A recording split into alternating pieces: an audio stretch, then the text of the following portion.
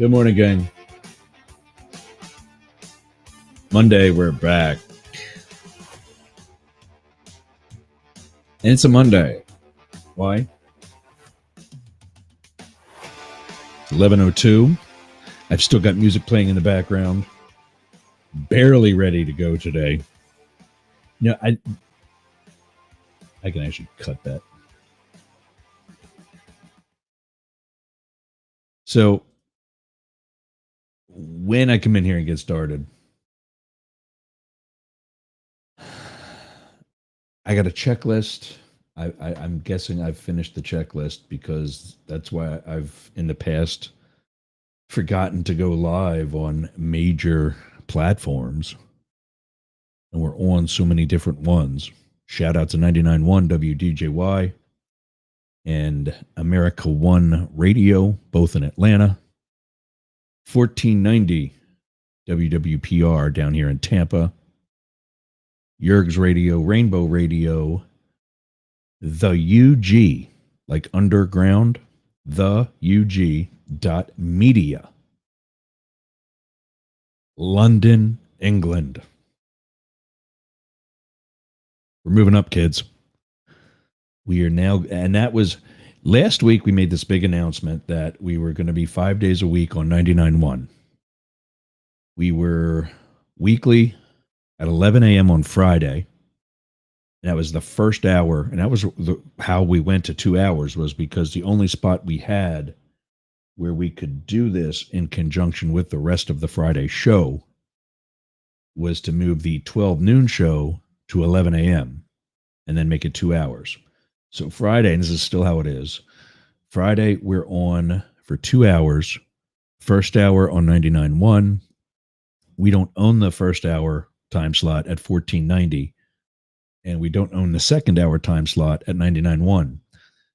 So for the 2 hour show, each station only gets an hour, with 99.1 getting the first and 1490 getting the second. Everywhere else, we're live for the entire 2 hours. Today, we're live for 2 hours on 99.1. But Friday's the only day that we have 1490.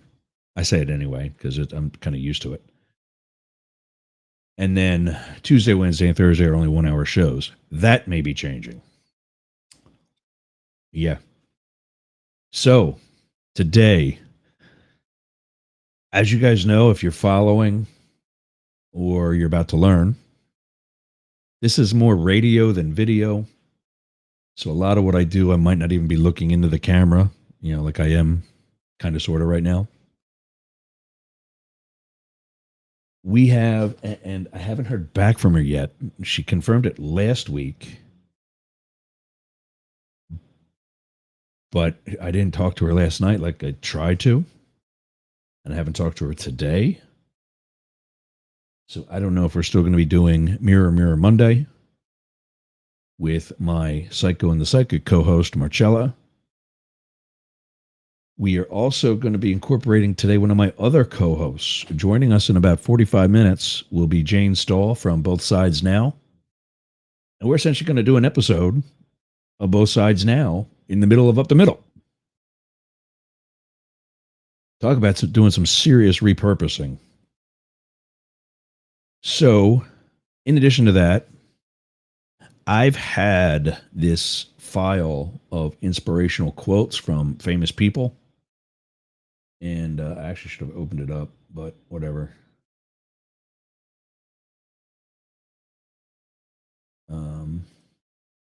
At this file that sits on my desktop, as opposed to anywhere else, because I'm adding to it frequently, so I need it easily accessible. And now for today, Motivational Mondays.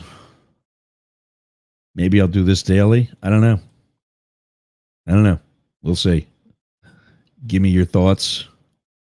I have, and I'll share this whole thing right now so you have an idea what we're looking at. I have a file. I'm still sick. There we go. This is all a bunch of famous people that have somewhere influenced me. And yes, that's me there and there. This is an older one. This is talks about me being a hotelier, which I still am getting into. It's just not as immediate. This was the placeholder for Yergs.com last year before it went live.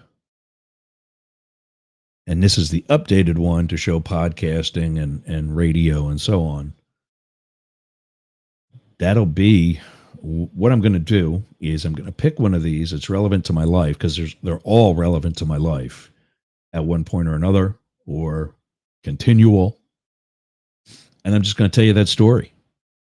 And hopefully you can relate to it as well, or at least appreciate it, be inspired by it, because Yerg's radio is positive talk in a negative world.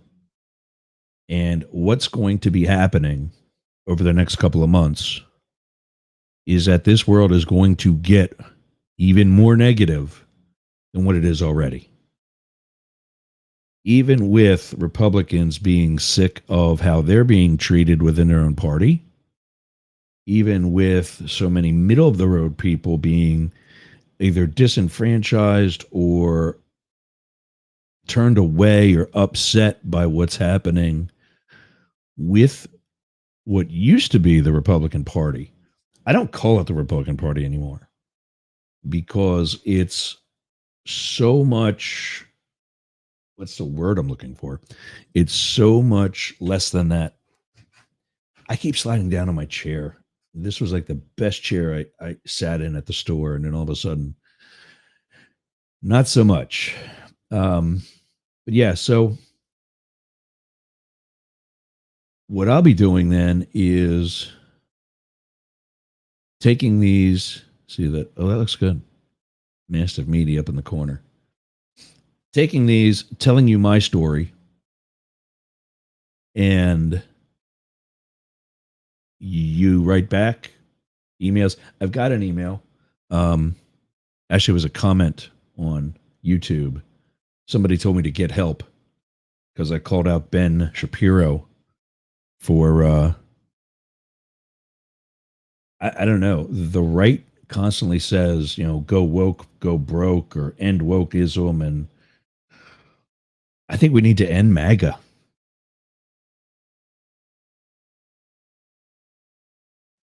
And we'll also do the Daily Toast.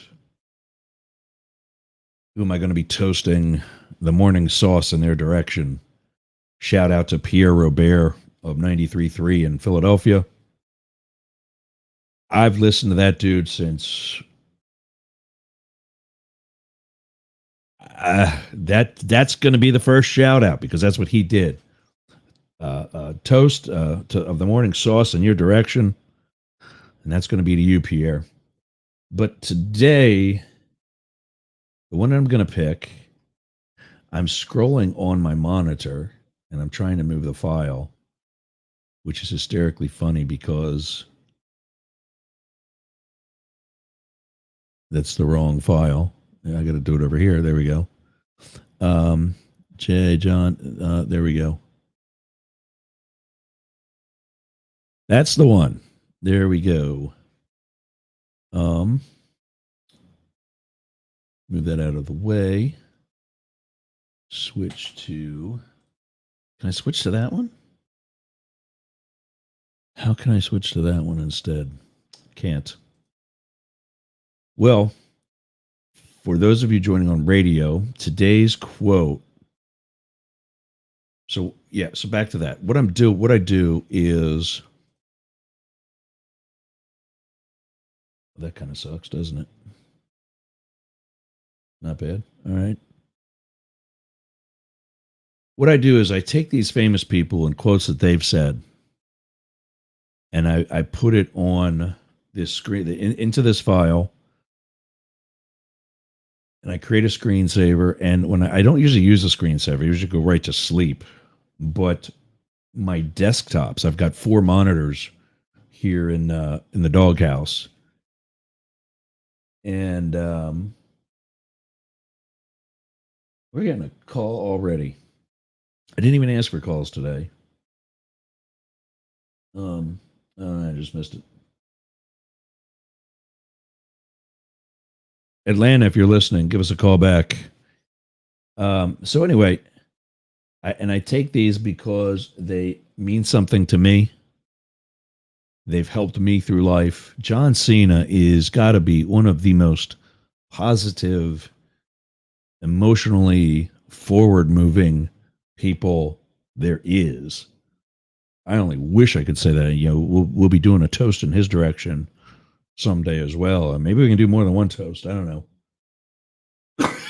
I'm gonna do another toast in the direction of the doctor that invented penicillin, because I'm gonna need some. I'm sick of this cough. There are moments in life where it gets so hectic that time becomes a blur. Good God. Keep calm and never give up. The past year of my life is some of the most stressful feelings I've ever had. Some of the happiest feelings I've ever had. I adopted my son. Within the past 3 years, I purchased this house. And within the past year, I've further developed this into what I was referring to as Studio Yergs, but trying to get my personal name out of so much. Now that we're Mastiff Media, and we already have been the Doggy Traders, we're just calling this the Doghouse. Because when you do your media with Mastiff Media, you're running with the big dogs. And so we're in the doghouse. This used to be my third bedroom. It's still, for real estate purposes and resale and what have you, it's still a third bedroom. But I got to make sure I'm sounding okay here. But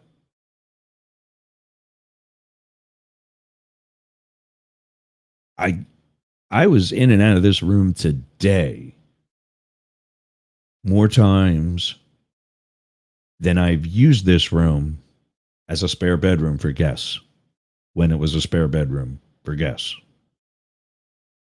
So clearly giving my bar room back to what guests I do get, which was the room right outside here.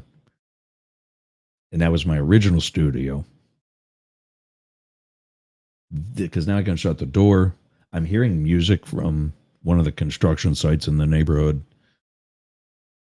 I'm looking at the levels. It doesn't appear as though it's being picked up on my mic. No. So, but adopting my son, I'm when you retire, you don't keep your entire salary. FYI. And I knew that.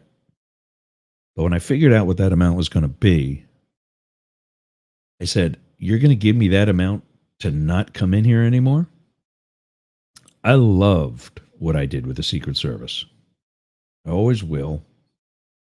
I'm proud of what I've done. I'm proud of what I've done. Okay, that didn't work.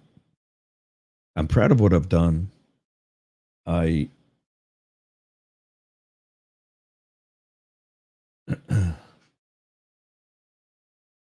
Yeah. But everything that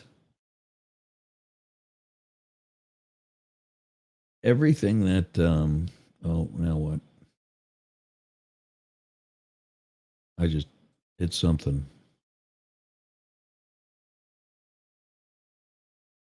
There we go. Whatever. Everything that I need a producer.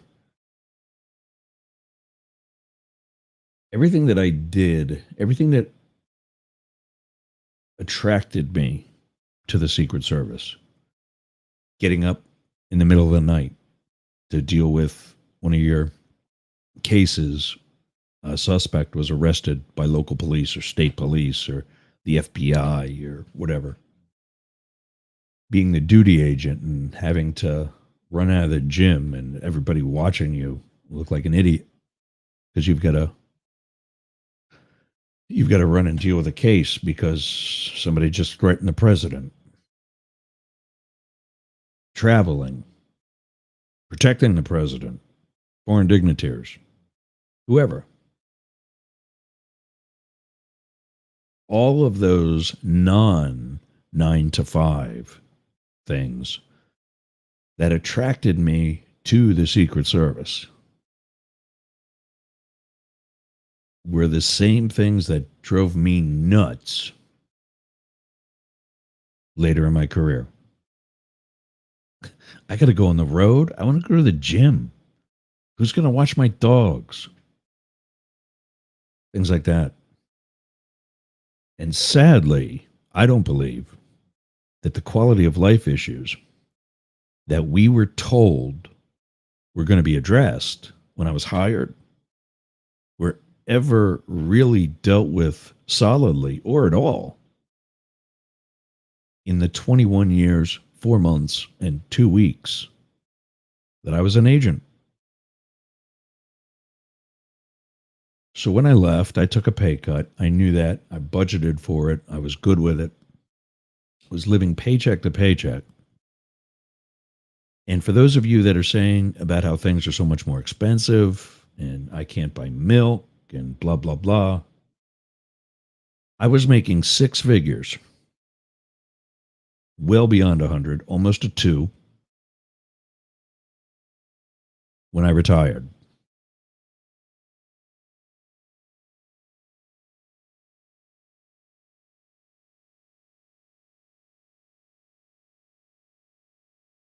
Where is that? I just got a message from Marcella, but it's not showing up over there. Oh, actually, it came to my watch faster than it came to my speedy computer. I was making about 160,000 my last couple of years, and I was living paycheck to paycheck. I am now making around half that. And I'm saving money. Or it was. I decided to adopt my son, which I'll do again with or without the money. 100%. But that was a financial struggle because I never really got the financial aid that the state of Florida told me I was going to get. I got it for a short while. Zach and I had falling out. I was somehow determined to be an unfit parent, but Zach had already turned 18, so he could live wherever he wanted, but I wasn't going to be paid to house him. So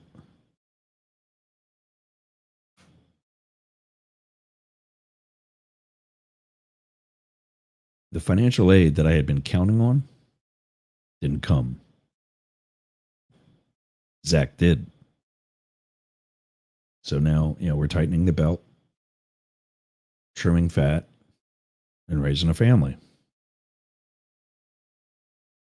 Also, being out of law enforcement gave me a lot of time to think about some things, particularly things throughout my career that are stressful that you get used to because you have a stressful career. And I knew that going in. I'm not saying I got blindsided by something or wasn't treated fairly or nothing like that at all. But it wears on you. And when all you know about is the stress, and you think that you deal with the stress,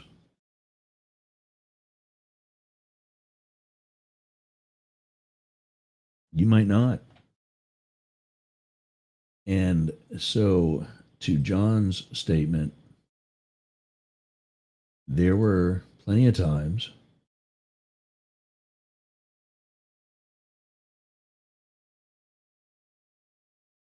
It's to one of the other.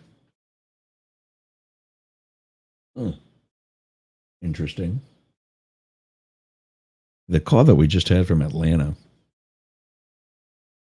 is where one of my other DJs is that has access or had access to the phone system. But oddly enough, the number that that call came into was not the line he had access to, which makes me wonder if I slipped up and gave him a password to the other one too. Anyway,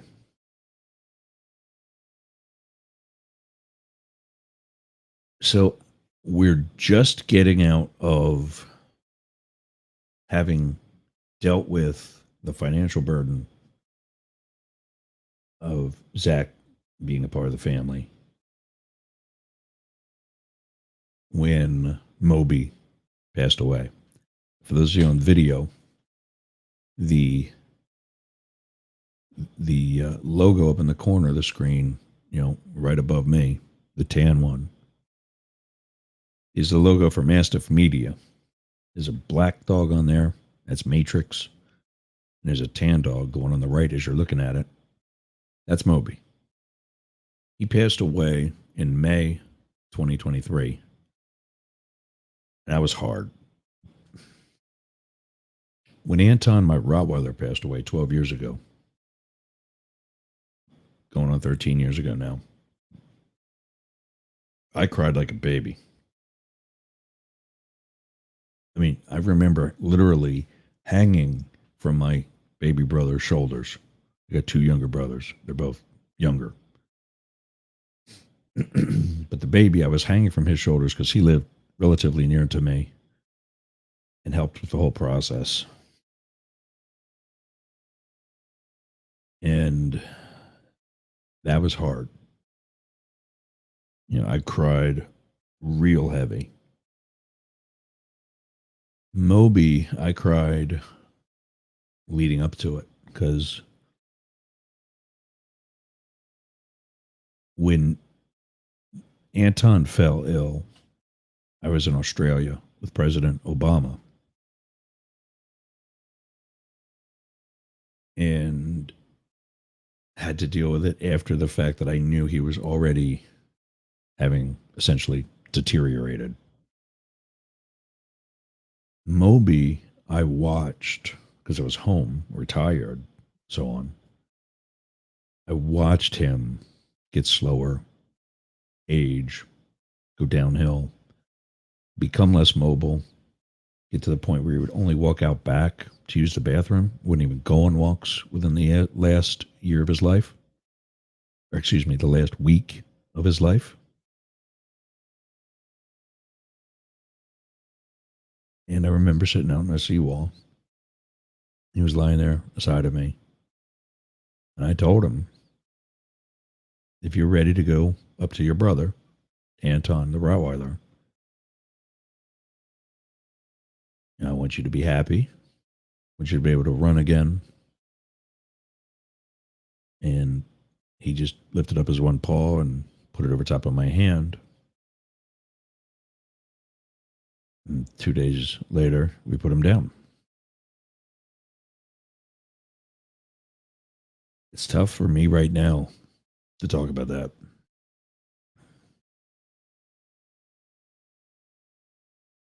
And that was kind of the beginning of the realization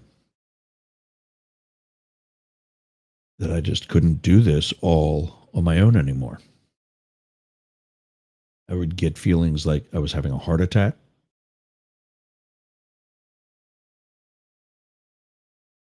And it was this pain in my left side, my chest, my arm, both my arms would be tingling and kind of numb, kind of a cross between the two.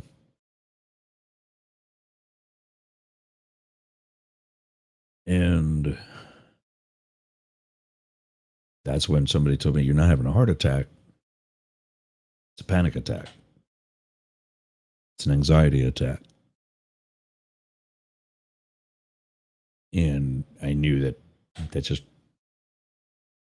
wasn't going to go away through sitting on the seawall and meditating or having a couple of drinks.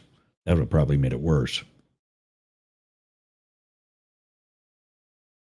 And scrolling through these different quotes, I found John's, where again, like I said earlier, he says, there are moments in life where it gets so hectic that time becomes a blur. Keep calm and never give up.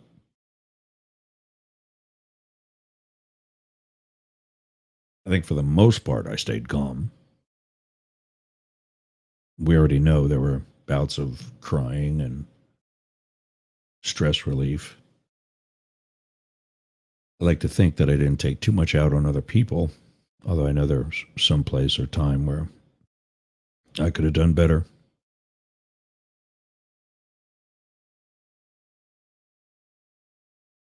That's not going to work. I'm just trying different things here with the.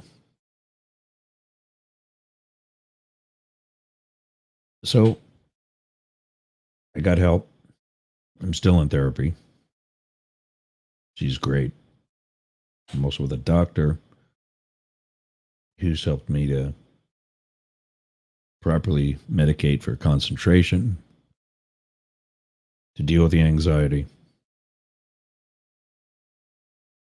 The financial burden of having a family loosened up. But then last September, I get a call from my insurance company, having just survived Hurricane Ian the year before, Hurricane Idalia last year. I'm being told that they happen to realize that I don't have, and I don't know, I'm just going to say straps for now, but it's either hurricane straps or hurricane clips on my roof.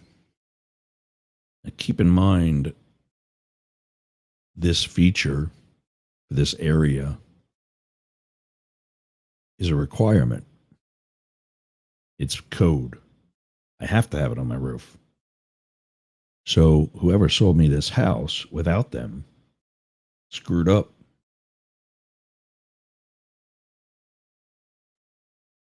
They're not there. They're not there. I don't even know. They might be. But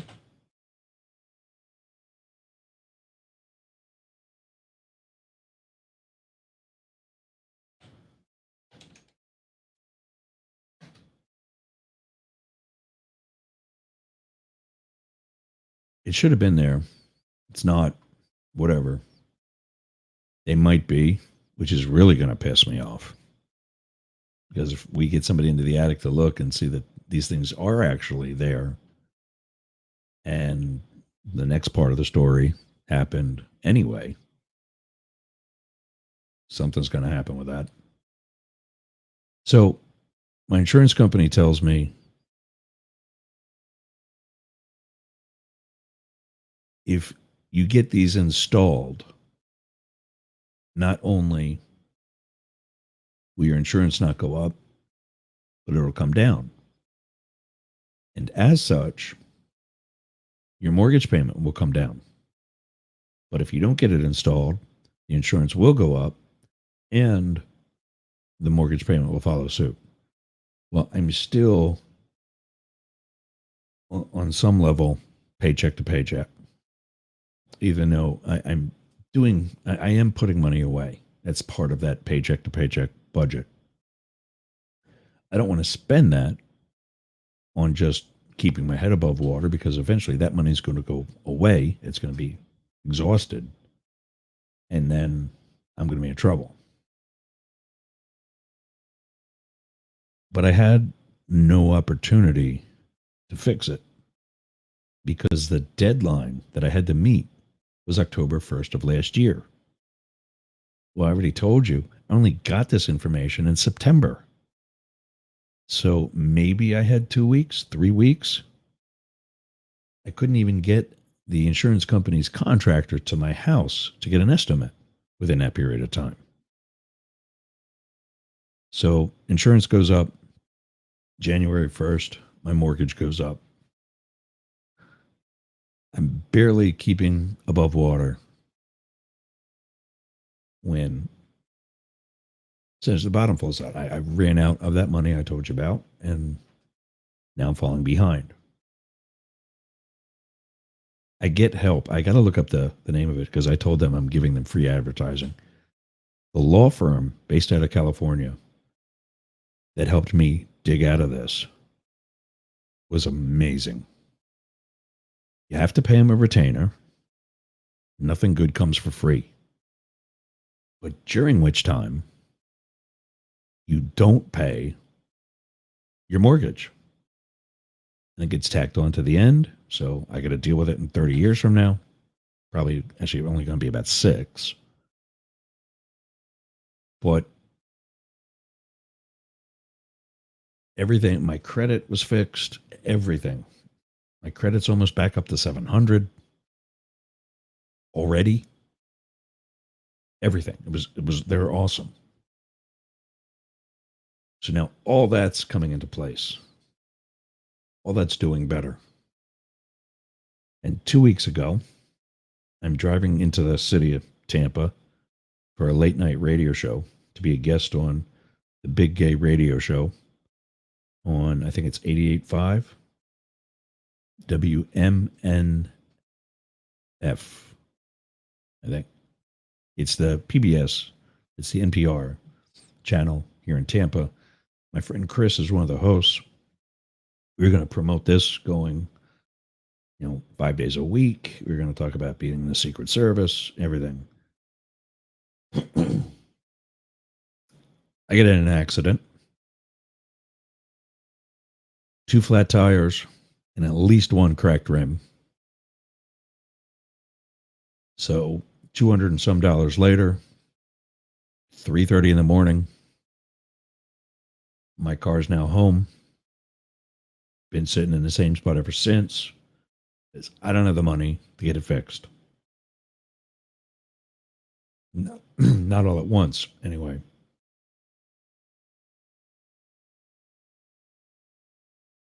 So,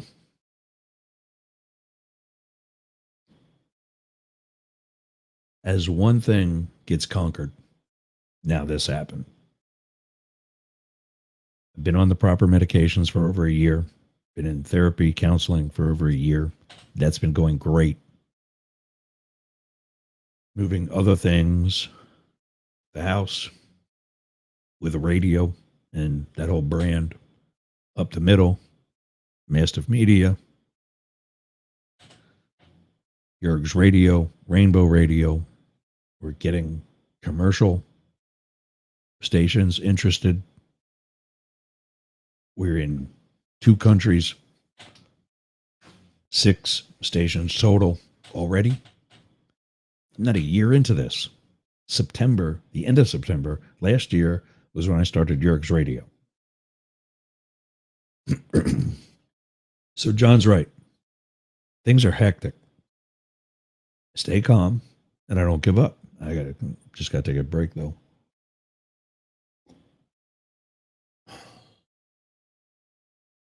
So I stayed calm. I haven't given up. I'll leave you with this. Now we are going to take a break. I'm going to refill the coffee. I'm going to move on to some of the other things we got today. 9 people in my life committed suicide. 2, 3 are either friends or family. 7 of those 9 are in the law enforcement community. So one of the 3 friends is also in the law enforcement community. He was my chief at North Coventry Township, like an uncle to me. Of the 7 of the 9 that are in the law enforcement community, 6 are from the Secret Service.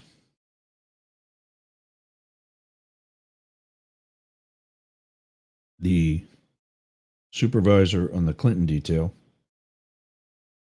who introduced me to President Clinton for the first time, is one of them. One of my dear friends, Nick, is one of the most recent. Some uniform division officers, an agent in my squad at WFO, Washington Field Office. All people that are gone for no good reason. One of those people, one of those 9 people, I can understand. And that's my Uncle Bill. Since he was right about my age, maybe even a little bit younger, early 50s, been diagnosed with, I think it was colon cancer, for roughly a third of his life. So he was about 72 when he passed. He was fighting cancer, beating it aggressively. Like he was the aggressive one. And then on a Wednesday before Thanksgiving, like that Wednesday, is when, without getting into gory details that nobody needs and needs to stay just to my family, it was that Wednesday when he had a moment alone that he did it. We suspect that he had a privileged conversation with his doctors, one-on-one, tell me what's happening kind of talk. And that they gave him the lowdown that, dude, you've been doing this for however long now. It's not going to get easier. In fact, it's going to get considerably tougher. So that one I kind of am sympathetic to. But definitely for the others and for any of you, stay calm. Never give up. It does get better. And it can get better. You, like my wrestling coach in junior high said, you got to want it. And there's plenty of reasons to want it. One of them just signed on. We got to take a break. When we come back, we're going to switch over. We'll switch over. I don't know. But it's going to be an episode of Both Sides Now. Jane Stahl is going to be joining us. 99.1 WDJY, 1490 WWPR, America One Radio, Mastiff Media. We'll be back after these words. Smell nasty. Do you want to freshen it up a little bit? Go to aromabypeter.com. Check out all of Peter's candles. It's what we burn here in Studio Yerg's. I'm burning right now leather scented candle. That's right, leather scented. So go to aromabypeter.com/Yerg's and check out his candles today. I'm Jane Stahl, retired English teacher, and with my BFF, Susan Bebeck, we manage Studio B Fine Art Gallery in Boyertown, Pennsylvania. We showcase the art of hundreds of local artists, publish books of the poetry, prose, and art of local writers, offer classes, art parties, workshops, discussion groups, cater dinners. We've even hosted a wedding. And we're here to be the go-to place for friendship, learning, and fun in our community. Virtual tours of our exhibits are available right here on Yerg's Radio. Let us introduce you to some amazing art and artists. Check out Jane Stahl and everyone at Studio B in Boyertown, Pennsylvania. Please visit our YouTube channel, Talk TV 24. How's your website doing? I'll tell you how mine's doing. It's awesome. Yergs.com is gotta be the best website for anybody in podcasting or any sort of broadcast solo journalist like me. How did I get that? Limit Break Digital. Limit Break Digital did my website with yergs.com. They did yergergroup.com. They take care of my marketing, my branding, and help me get the message out to you. Go to limitbreakdigital.com/yergs for 10% off your next project. That's a $3,000 site, yergs.com.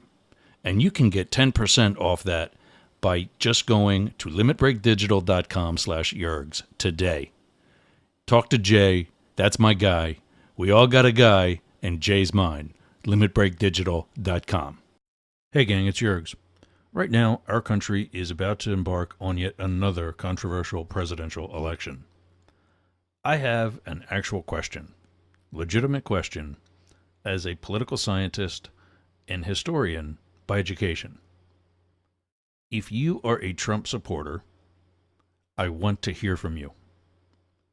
I want to know what your appeal to Donald Trump is at this time. Please email me Newz, N-E-W-Z, at yergs.com. Newz, N-E-W-Z, at yergz.com. Thanks. Participants must be willing to provide their contact information, answer a series of questions, and then have their first name broadcast over the radio and social media relevant to Up the Middle. All right, gang. So there's John. Remember, keep calm, never give up. And as soon as I can find my cursor, I'll take that off the screen. There we go.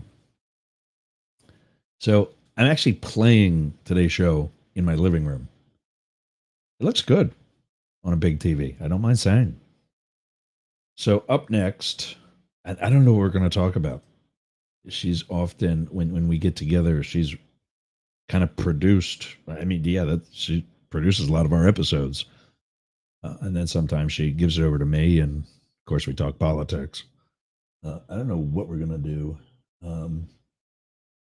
So we're going to find out. Let's bring her on for the first time live on Yergs Radio and wherever else. Both sides now. Where's the switch? There it is. There we go. Welcome, Jane Stahl. Oh my Hello God. Hello. It's been 2 weeks since you and I conversed. Last week, as I remember, you were anticipating a pretty heavy duty hurricane.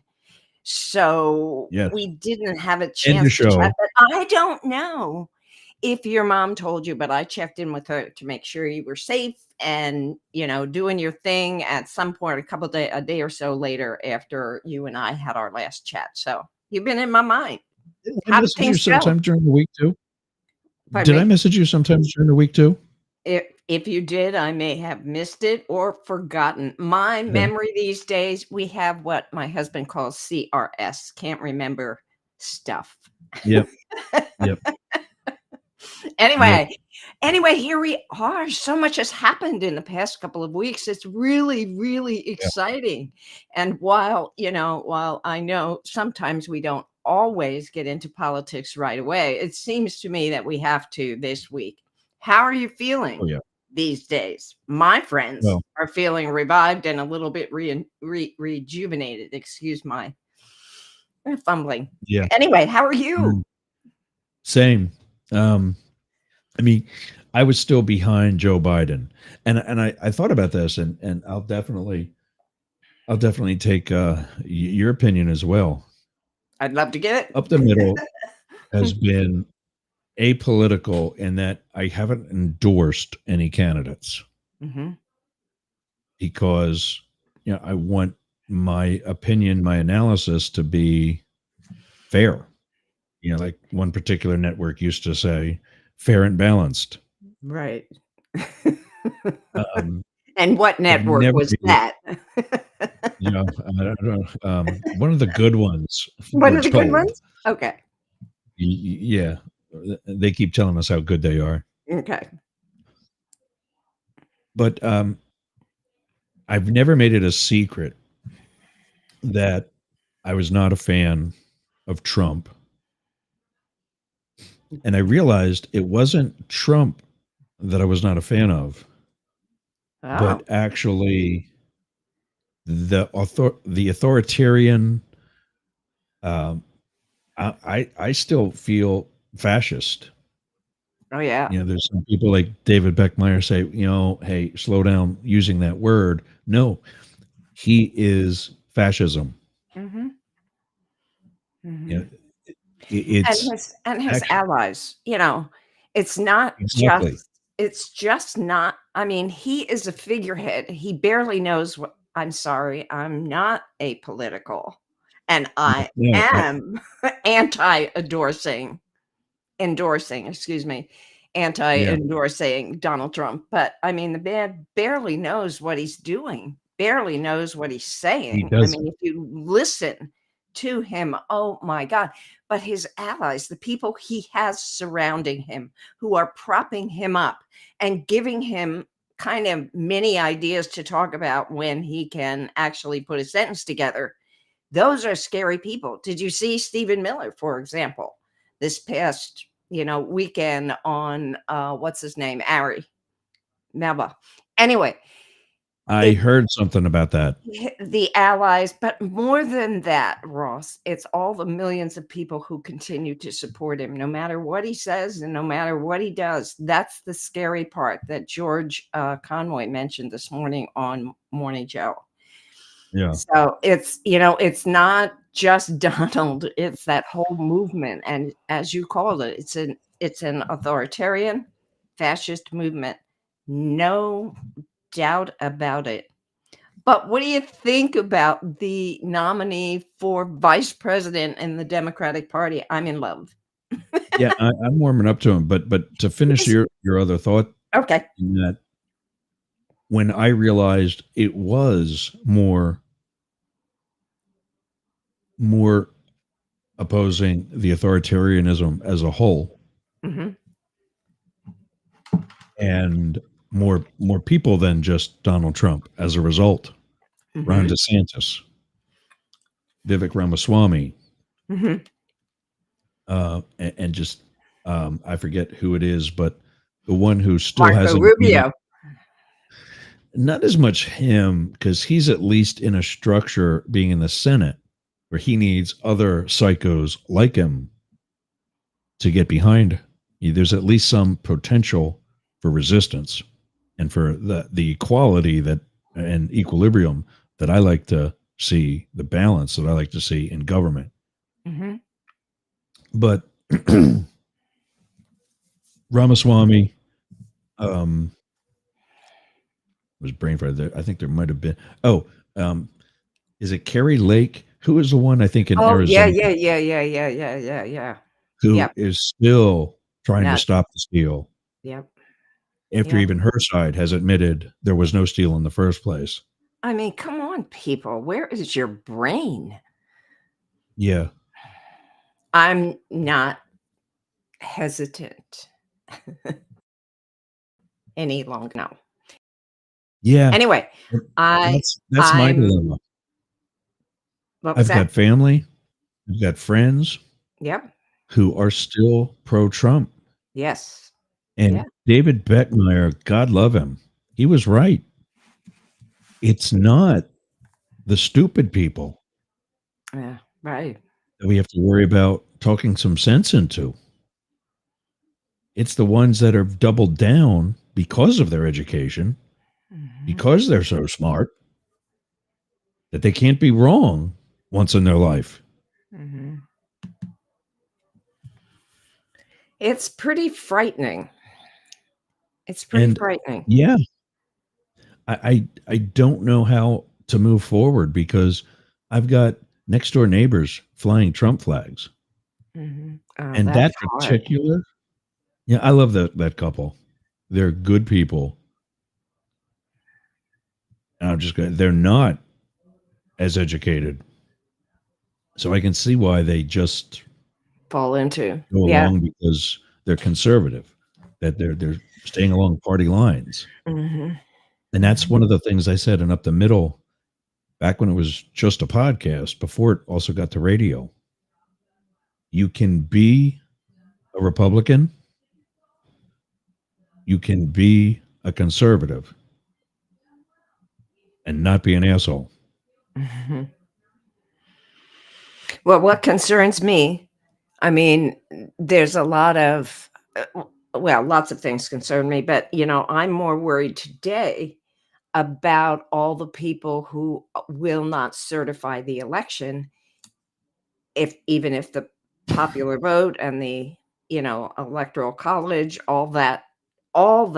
that's the concern. And to me, it's why Donald Trump is at Mar-a-Lago. He doesn't care about the popular vote because he knows he's got these other systems in place that are going to put him in place, even if he doesn't win the election. That concerns me. Yeah. Or I don't think he wants to be president in the first place. Well, And I've said no. that before. Right. Um, Right. I agree with that. Yeah. You know. So that leaves us, what's his name? JD Vance.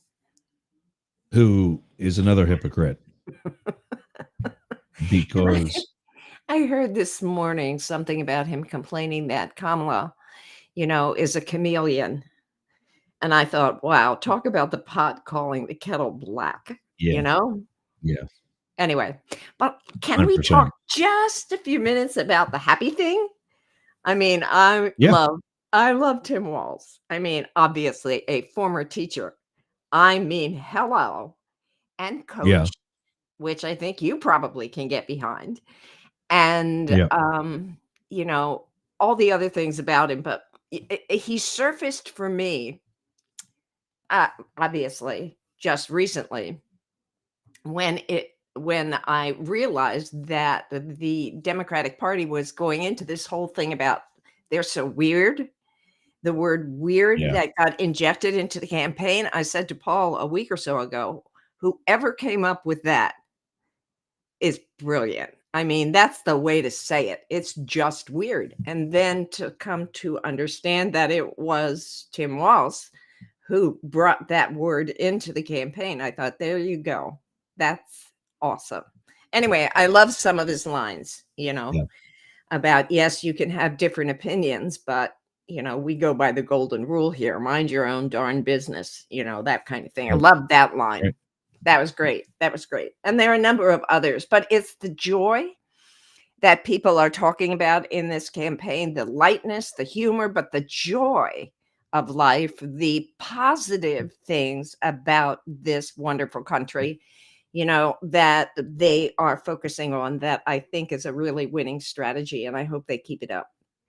So that's my opinion That's today politically. I've got yeah, nothing else. that's okay. Um, so I gave you this option last night, kind of, not a lot of heads up but I like that, once a week it transitions to this.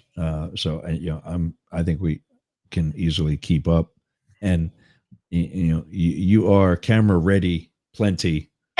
And, Well, you're on the radio. I like to look nice for you, even Oh, if you're gonna make me blush. no, even when we were in audio, I thought, "Oh, I should get out of my pajamas, even though it's just audio." But let's Even talk though I about that for a didn't, minute. Pardon me? even though I didn't get out of my pajamas. I don't know about you, but I just decided I should get out of my pajamas just in case.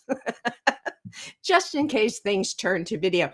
But, as and have promoted for me, I do my own podcast, Be Inspired, but Right. it's totally audio. So I want to talk about that for a minute. Not be Go. inspired necessarily, but why when you and I first started this conversation, I said just audio, no video. I hate looking at myself, and I still do. Oh, But what fascinates me, or what makes me hesitate, there you go, into going into video, aside from the fact that I don't like looking at myself, um, when I watch people on TV, I'm looking at what they're wearing, what their makeup's like, what's behind them, what books they're reading. I really try to zoom in on their bookshelves to see what they're reading. And I love when an author, of course, has his books prominently displayed beside him or behind him. It's just, I find that amusing. And so the point is that I am focusing on things I shouldn't be focusing on. I'm focusing on what they look like, and all Right. that, instead of listening to them. And so I decided 4.5 years ago that my podcast, Be Inspired, would be only audio so that people could listen to me. They wouldn't have to feel like they needed to watch me. They could listen to me while they were weeding their garden or doing the dishes or driving in their car, and hopefully focus on the conversation that I Right. had with my guests. So there's that. So anyway, here we are, video, and well, what can I say? Here we are, video. Oh, yeah. So Maybe you see the Chewy's Chewy box behind me. For those of you, yeah, I can see that, and you don't. Your camera is a mirror to you, meaning that you're right now. It looks to me like you're leaning on your right hand on your cheek, but that's left, actually your left hand, isn't it? left. Yes, it is. Yeah, because Chewy on the Yes, box behind you there's is Chewy on the box backwards. behind me. Yes, so there's a It's promo backwards. for Chewy. But But the yeah, word so here we Chewy are. Yes, the word Chewy. Anyway, is backwards. is yes, it is. Yes, it So is. that's how I know your camera's mirror. There you go. Yep. Yep. There you go. Anyway, so I don't know what else you want to talk about today. And we did not discuss it beforehand, but I, of course, have my topics card ready for you just to get us started in something maybe, personal, interesting, something that's Yeah. not politics. So I've got 2 questions on this card today. Okay. And the first one, the easier one, how is this? What is your most important goal right now?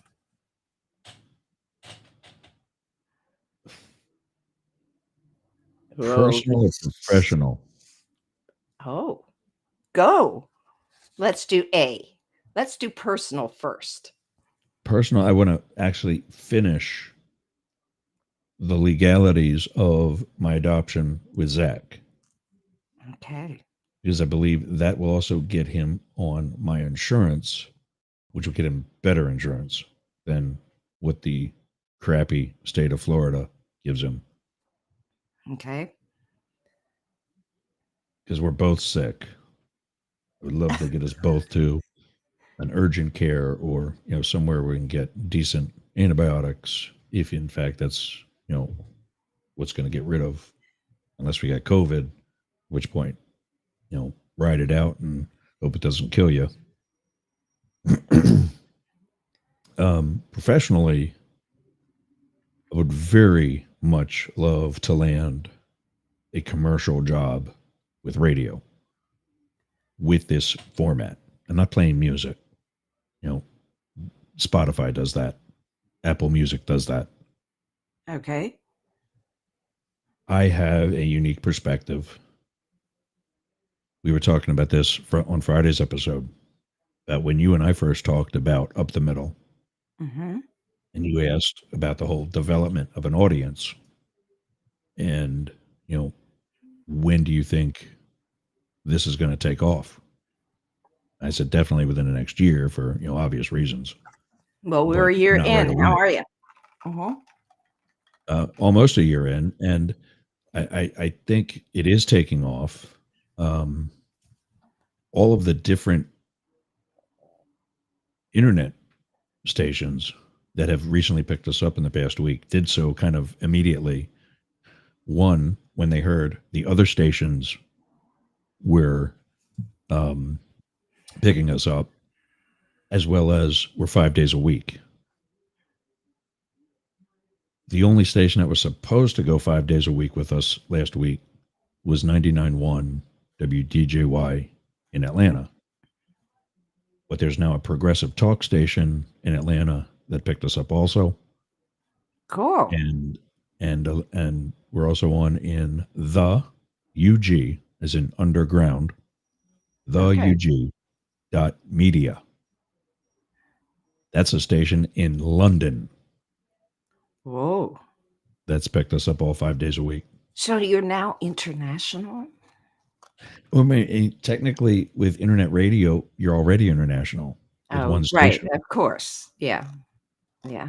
But Of course. yes, as far as where each of these stations are, the America One Radio focuses in the Atlanta area, and we will be too. Eventually, we'll be picking up some news items to report on in conjunction with their channel. Well, when you say you want to be picked up as, I don't know what that means. Does that mean that you would be employed by another radio station as opposed Correct. to doing your own thing like that, like you're doing right now? It would be this just for a longer period of time each day. Okay. Um, And rather it than would being be sponsored by your particular advertisers, you would be picking up or you would be part of another station's advertising and promotion campaign. Is that right?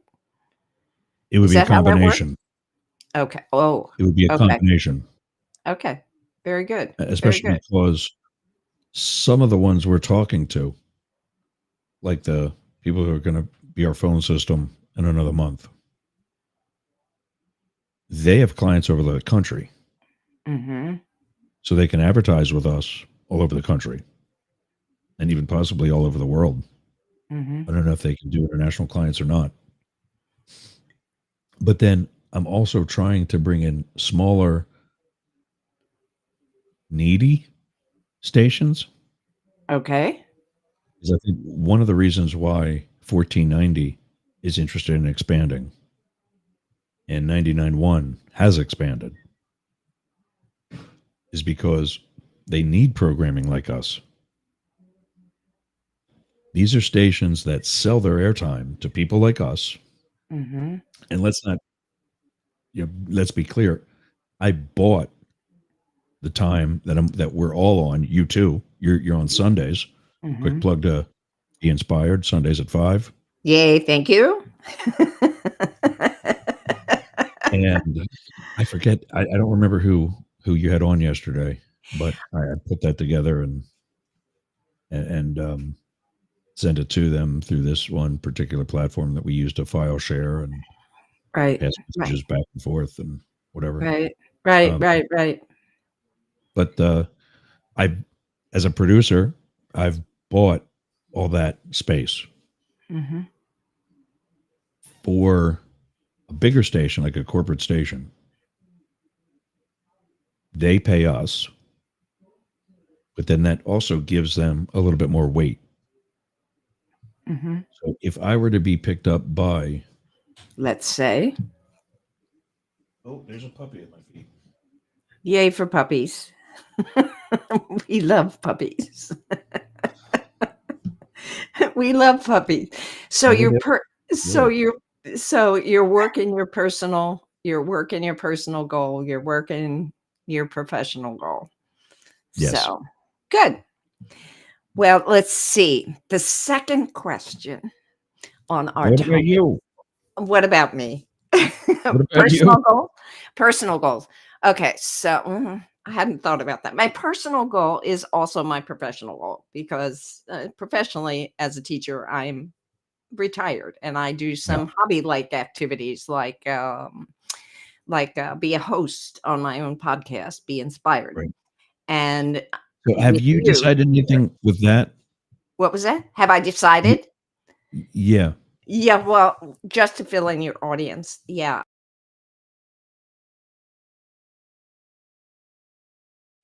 Oh, I on Spotify let me record, let me publish on Spotify, and then Spotify changed stuff, and it wants me to record somewhere else, but they will.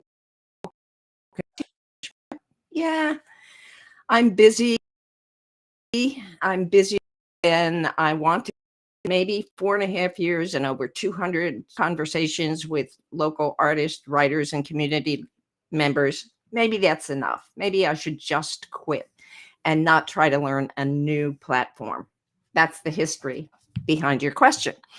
But what's happened is that, so I was thinking about retiring from Be Inspired, but what's happened is people have started to come to me and say, hey, would you be interested in doing a Be Inspired podcast with such and so? Or I met up with this person and they're wonderful, and I think you should do a Be Inspired conversation with them. And so I am currently being encouraged to continue Be Inspired. And in fact, I have a couple of new episodes that I have recorded in the past month or so. I'm having a little difficulty with the technology. I managed to get my programs published. I record them on another podcast platform and then publish them on Spotify. And I'm having a little bit of trouble learning how to do it easily. So it's kind of a struggle. But yeah, I guess I've decided to continue, at least for now. So yeah. Is this Riverside? Yes. Okay.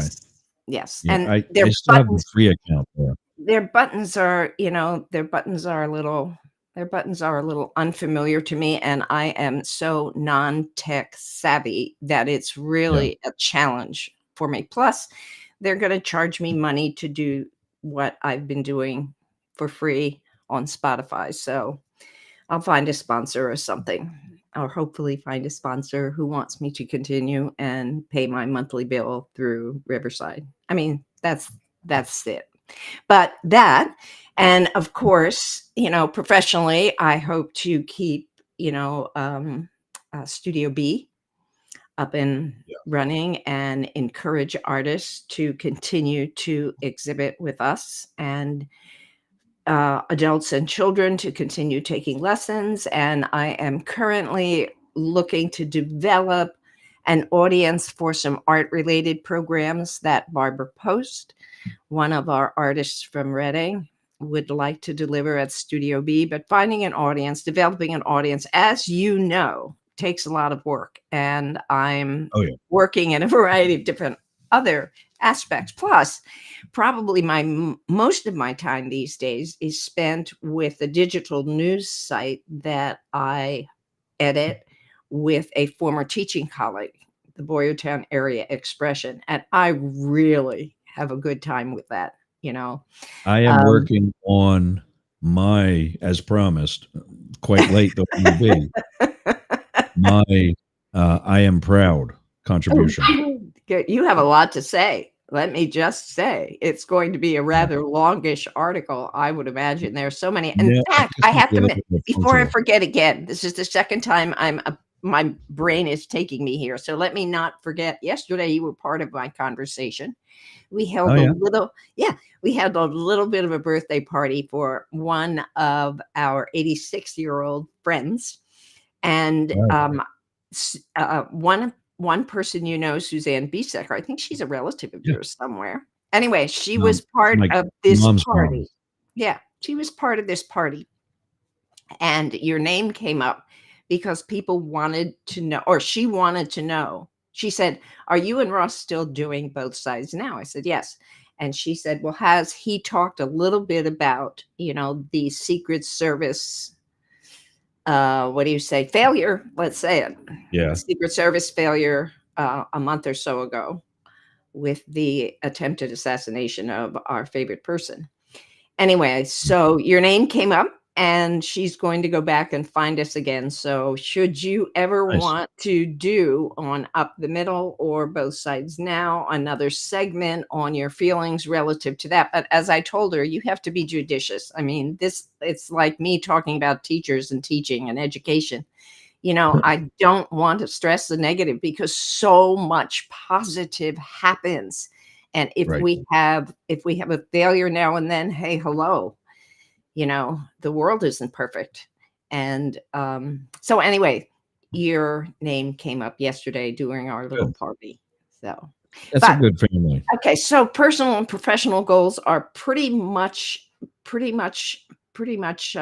well, those are my professional goals. Personally, I am I am surviving, surviving my, surviving my this particular decade of my life, and Oh, the aches and pains that come with it, the constant the constant desire for me to get my affairs in order just in case things happen, to clean out my oh, house, to I'm such a hoarder, and because you never know when you're going to need a particular thing, so I don't get rid of it anyway. But hang on one second. oh Matrix no, has to go outside. I'll be right back. oh, do you want me to talk while you're gone? Tell everybody about your gardening, weeding, and sitting by the pool. Okay. So, folks, this is the time of year. Pardon me. This is the time of year when I like to spend as much time as possible in my, not in my backyard so much, on my deck, in my pool, that kind of thing. And I try to get into the pool. And some people find this interesting, so I'll share it with you. I try to get into the pool to do some really relaxed kind of laps. I mean, I'm not doing freestyle like, swimmers do. I'm not doing backstroke or just, to get the joints all loosened up and whatnot. But I try to do a dozen or more laps. And those particular laps, to help my aging memory, I dedicate to different people. For example, I dedicate lap number 3 to my mother and my daughter because, and lap number 4 is dedicated to my son. And lap number 7 is dedicated to my niece. And number 8 is dedicated to my brother. It helps me remember. So I think about them during that particular lap. It's like, I guess it's like saying a prayer that people do at the end of the day when they think of people that they love. Okay, you're back. Welcome back. Thank you. Do they owe you fundraising money for each lap that you swim? No, I'm not, but that's a good idea. That could be your sponsor. Yeah, money has not my favorite topic. So Yeah. I hope to hang on with whatever, teaching pension and Social Security provides me and some stipend from Studio B. So, I just, money's not my favorite subject. Okay, so those are my personal and professional goals as much as plus, my son, JD, published 4 books recently, and they came in the mail the other day.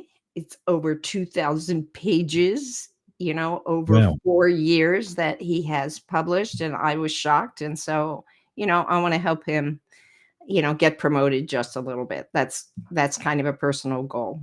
And of course, with Amy, I'm there for her to do whatever it is she needs to have done. And she has so many people that she cares about and wants to support. So I'd like to be there behind her, helping her support the people that she wants to support. I wish she was a little bit more tech savvy. In what sense, Ross? Well, she could manage both of our social media.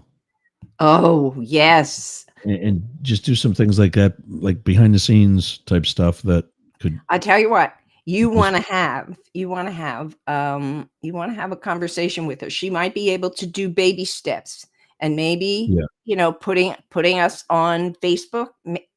I think she's comfortable with that platform. And perhaps, because I know she doesn't have like a computer, and she has a flip phone as a phone, and she's pretty savvy on her iPad. And okay. if she needs to have a computer to do whatever you need for her to do, we'll see that she has one. Okay. So talk to her personally about that. She's pretty clever. I wish that she would be a guest on your Up the Middle show from time to time. And she's a little bit too shy and hesitant to do that, but she would bring a spark to your conversation. No doubt about it. And she listens to our both sides now. So I know she's listening to us. Have a conversation with her. That might help. I know that she does appear to be a little more political than Jeff is. Absolutely. For Jeff their is own Facebook rejecting stuff and all stuff. political things right now. He just Yeah. finds it so corrupt that he can't stand it. Everybody's Well, lying, yeah. and it just offends him so much that he's not willing to put his energy behind that. He has other things to do.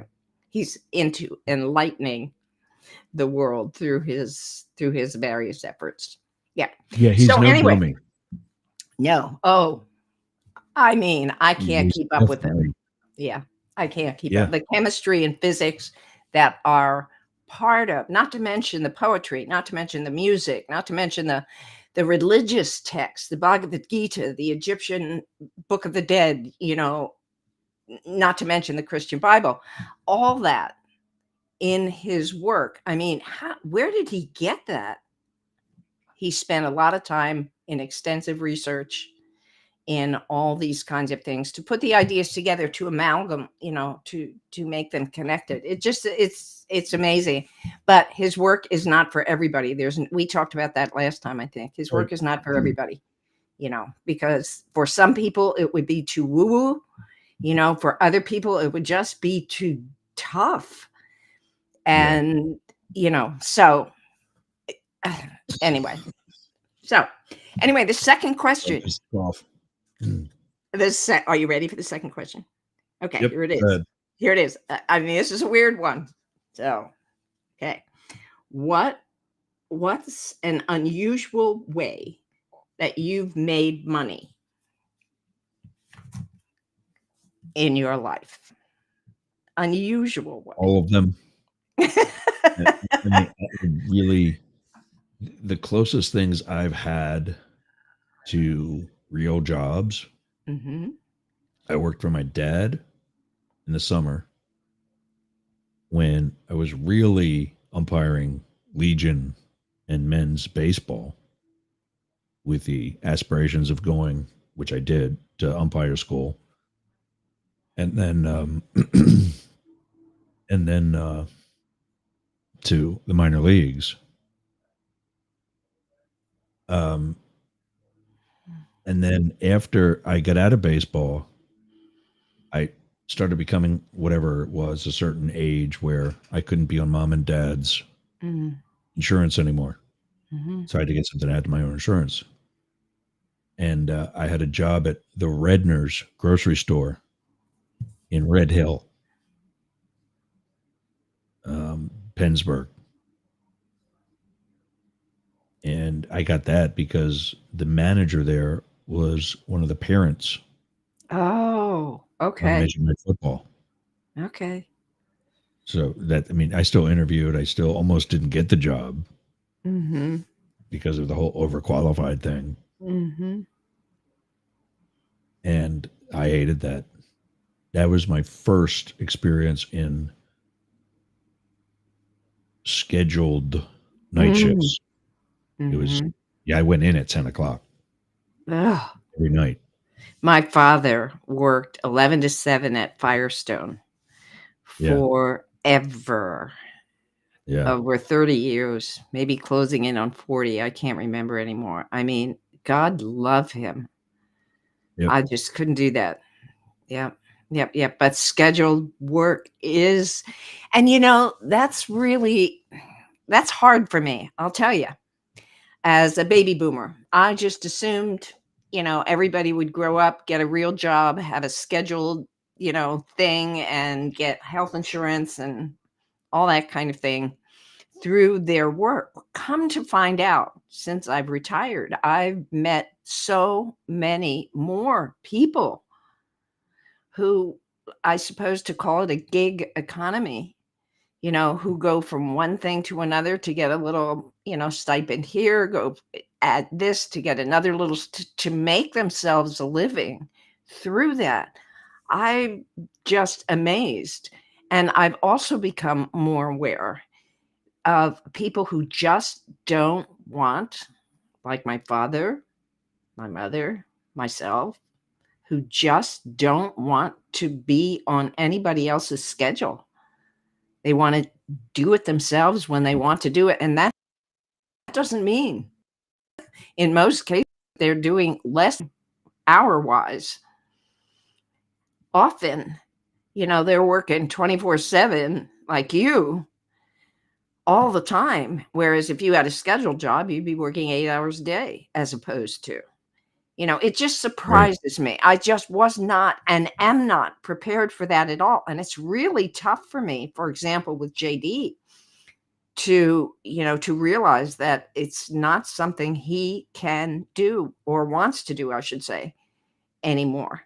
It's like, figure it out some other way. I'll figure it out some other way, mom, but I can't do that anymore. And, that's Right. hard for me. That's really hard for me to support that kind of thing because it's so out of my league. So, yeah. For me, Yeah. probably the most unusual, aside from, what I'm doing now with Studio B and earning a stipend through my grant writing and through through the efforts that I do to make the studio run. When I first started work, I worked for Madara's Fashion Center in Stowe. It's a clothing store that everybody knew back in the day. It was the place to go for let's say, um, clothing that was above and beyond what you could buy at Ames or Grant's or somewhere. What Okay. was the place at over by the old Borough Hall in Boyertown? The I think a old bathing suit. what was that? A bathing suit place? I'm not aware. Anyway, this particular place, Fashion Center, that I worked in was in Stowe. And, oh, and I thought of another one. Anyway, so part of my work there was now and again to participate in promotional activities. They would do a supplement through the Pottstown Mercury, and they'd have a Okay. photographer come in and take photographs of us who worked there or for other models, teenagers or whatever. They would take photographs of us in the clothing that they were selling. And not that I got paid necessarily for those particular sessions, although one time I won a contest and ended up with a bit of a stipend, prize money from I was Miss Thermojack. Okay. Yes. But, So that was kind of fun. But the other unusual way, and this I know I'm pretty sure I talked about on your show, on our show, when I sold World Books after I was done with my college and looking for a teaching job. Before I got a teaching job in Colorado, I sold World Books door to door in and around the metropolitan Denver, Colorado area. And they taught me that if I presented World Book encyclopedias to 100 families, they would pay me a certain amount of money. And they promised me, or they told me that because they knew the statistics, if I saw 100 people, I would earn more than what they promised to pay me, which was more than I could earn at a scheduled job anywhere else. So I would park my car somewhere in a, in a neighborhood, and look for station wagons and swing sets and knock on the door and say, "Hi, I am a teacher from Adams County number 12 in North Glen. Can I talk to you a little bit about education?" And that's how I got in the door. And so they taught me they said that if I believed in my product, that I would sell more World Book encyclopedias and earn commission as a result of that. And they were right.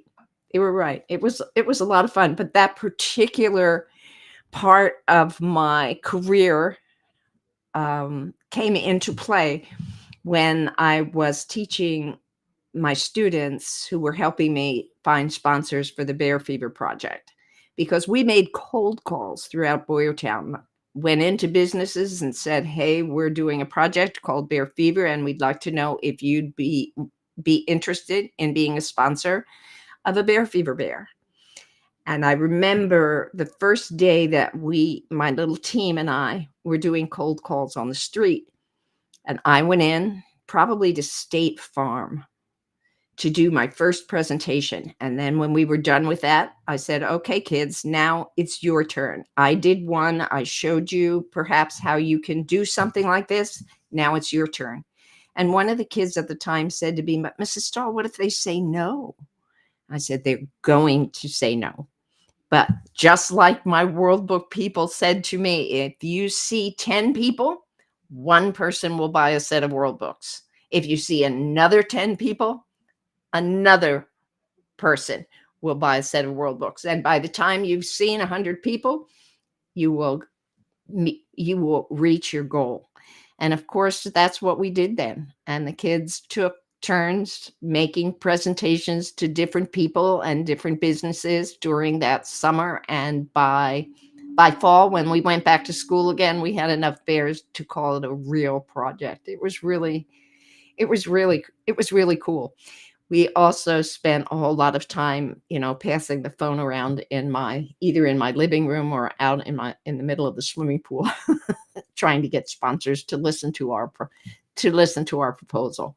It was a lot of fun. So that, not that I earned necessarily money for myself, but for the project, that was kind of an unusual way. Well, for the World Book, I earned money for myself, but for the Bear Fever project, I earned it for the project. So anyway, that's some unusual ways I've made or generated income for somebody over the past however many decades I've been trying to do that. So there. You are on mute. So you want to talk to me? Oh, sorry. Yep, there we go. Okay. No problem. I was doing some other administrative things while while I was talking. Yeah, I get it. Yeah. Yeah. Welcome to radio. I was talking to your time audience. To actually help one of my other work wife. Okay. Generate some income. She is sponsoring Mondays on Up the Middle, and now, of course, also Both Sides Now. Yeah. And that is, let's see, bring out Marcella. Well, hi there. Oh my God, it's good to see you again. Hi, guys. Do I look like I just woke up? My hair is always messy. I like wearing these headphones because then my hair doesn't matter. I can't stand anything on my ears. So Monday is also, in addition to Both Sides Now, part of Up the Middle, Monday is also going to be Mirror, Mirror Mondays. Like mirror, mirror on the wall. Gotcha. We're going to promote Marcella's psychic abilities and, as such, her services and where people can reach out to her and so on. And so, I don't know, she decides like what readings happen or what she wants to talk about today or whatever. But it is. Oh, shoot me the link for the YouTube channel, Ross. Shoot it to me so I can share it out. It's good to see you, though. I took a break. As most people know, we've taken a break. It's been, 2 months now? For you and me? Yeah, almost, probably. Yeah, we're essentially taking the summer off. Yeah, well, yeah, I decided to take the summer off, and because there have been some life changes, and I wasn't ready to talk about them, but I'm so ready to talk about them now. Go. Are you going to talk about them now? That would be so exciting for me. Go. Oh yeah. So initially, what ended up happening was my partner and I decided to move in together. Ooh. To see if we could cohabitate because I'm really hard to live with. And yeah, good person. I just want to say that, very good person. However, we just did not get along. No kidding. What were the issues? I mean, was it toothbrush kind of thing? Parenting issues, space. Because I live in a 3-bedroom and he was coming in, three people and a dog were being added to my space. So whoa. I also have 2 cats, and the dog and my cats were not getting along. So it was a lot. And, unfortunately, it didn't work out. So I was only initially going to take off maybe a month and a half. And then it was like, well, now I've got to recover from not having all these people in my home. Well, has your relationship then suffered too. It's over. Is it? It's over. Oh, No, I'm okay with it. Like I said, I'm funny because someone asked me the other day and I stopped and I said, I know where this is going. I knew that it was going to be make a break. drama and gossip. Oh, And I said, I'm not doing this. So good. I said, what is it that you want to know and why are you asking? Mm-hmm. And they then hushed up and I said, look, this is all I'm going to say. He's a really good person. Very kind, very loving, very good to my children. We just had too many differences in opinion. Mm-hmm. And it was not conducive to the life that I had already structured. Mm-hmm. So, And yet, to be that know-it-all that jumps in, when we say differences in opinion, it's like unhealthy differences of opinion, not just like the toothpaste, but I don't want to say unhealthy. Like I said, I'm not going to trash this person, Ross. No. And it's not that one person's doing something right, the other's doing something wrong. Unhealthy You're for me. doing something differently. Unhealthy for and me. It wasn't a good right.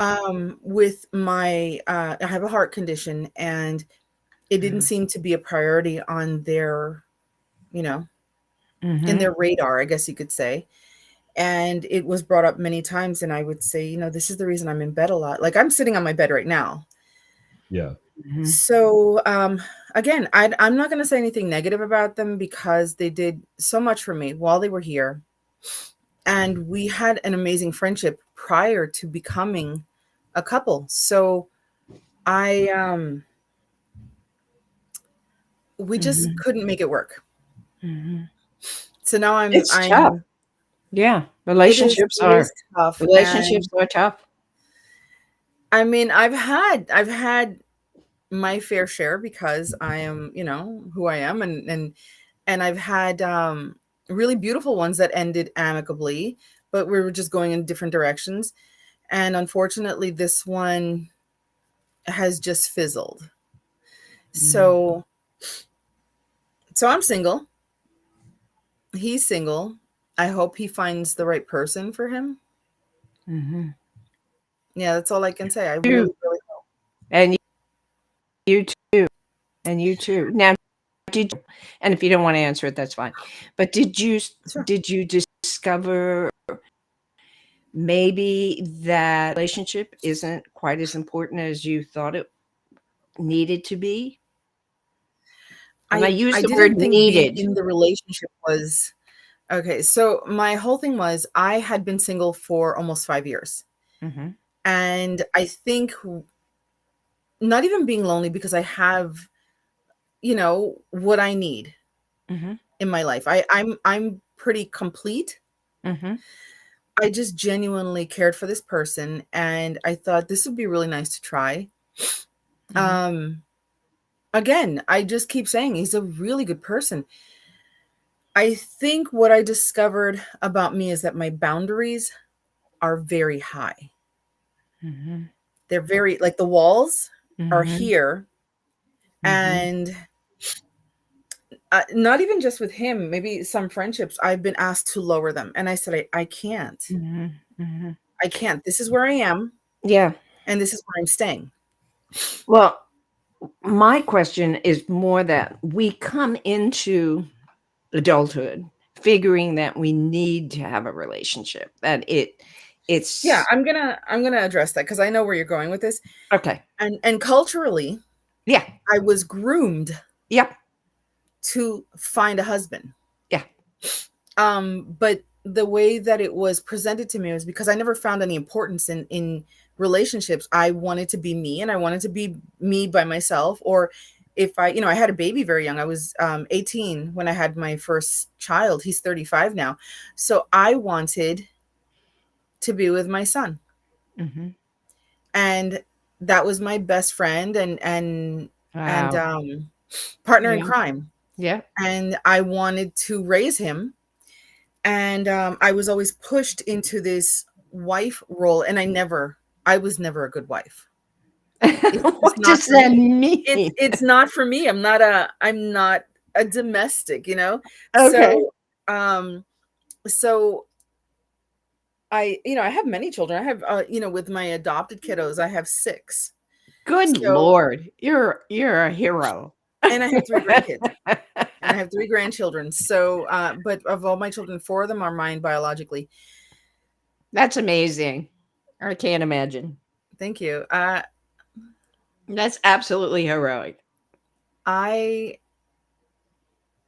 think that, I was told many times, you're getting fat, and I would look, and I would What? say, what? And I've always been, I mean, I'm Who Hispanic would tell you from that? many different Who would continents. tell Just you that? Oh my my own God. mother, my own Oh, mother. You're getting no. fat. You're never going to catch a husband. And I would sit there and go, why would I want to catch one? Like, if I catch him and he doesn't want to stay, he can get away. This is what I used to think as a teenager. My father So, used to warn me about getting hippie. So I understand. Yeah.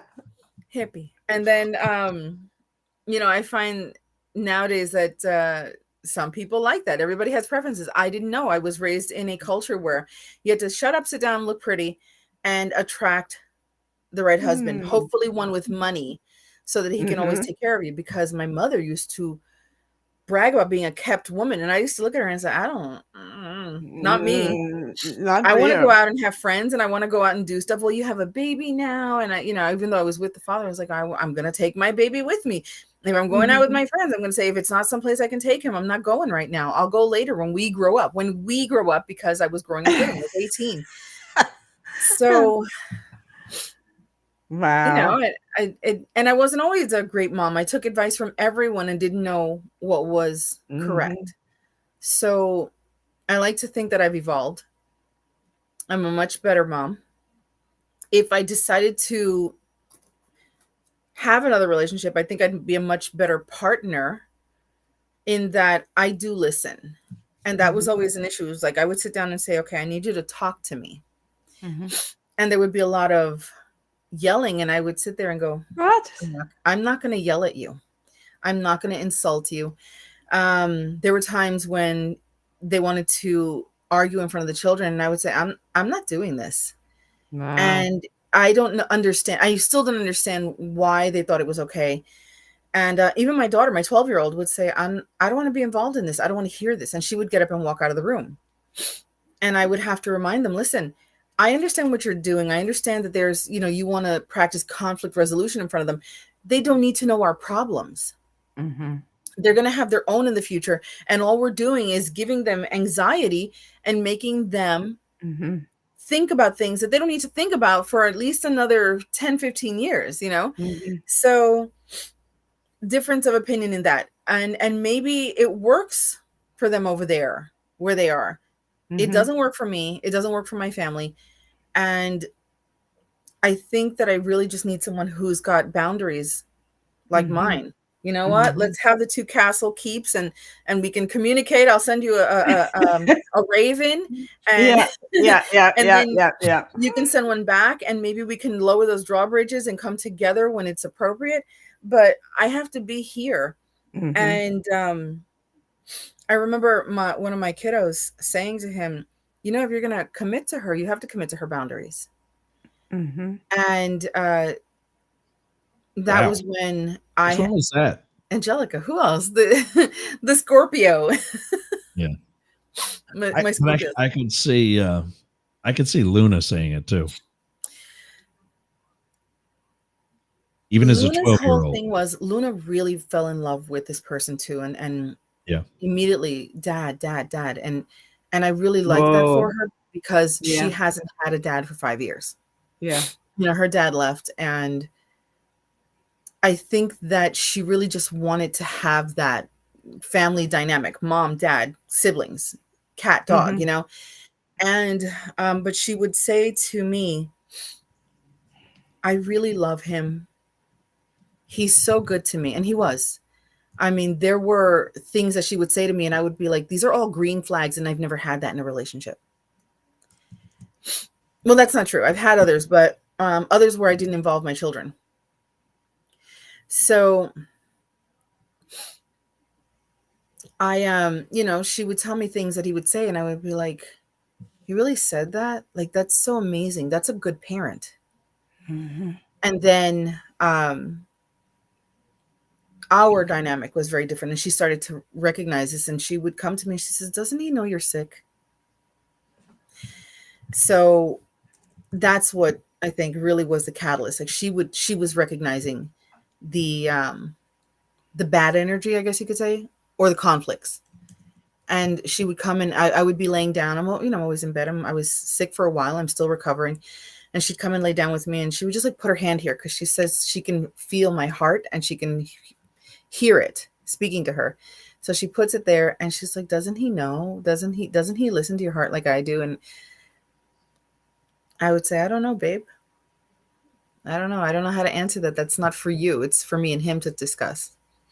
So that was that, Ross. I just figured I'd fill everybody in now because I was over the moon at first. You remember that? And I was so happy. Yeah. You should have been. Yeah. He's a good person. And I really hope that he finds the person that is meant for him, the person that he can work with. You remember when you, and I'll just keep it light, started some of the red flags and things that you'd have to overcome. And you just couldn't see that part happening.